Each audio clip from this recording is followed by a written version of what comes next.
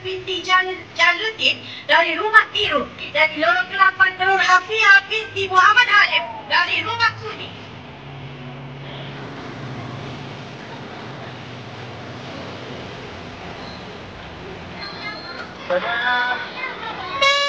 Malaysia!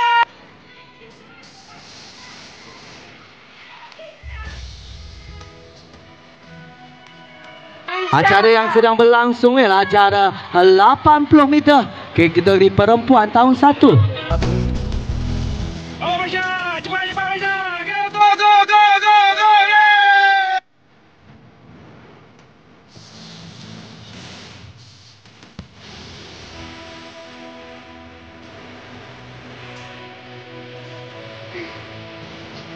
Yeay!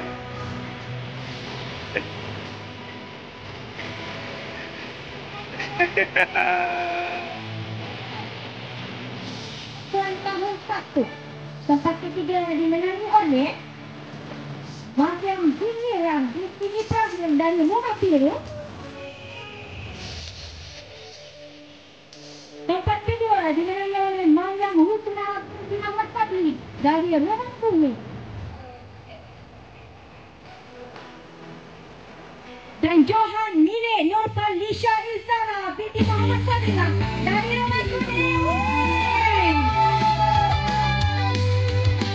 Menyala-nyala Kuning, menyala-nyala. Satu, dua, tiga.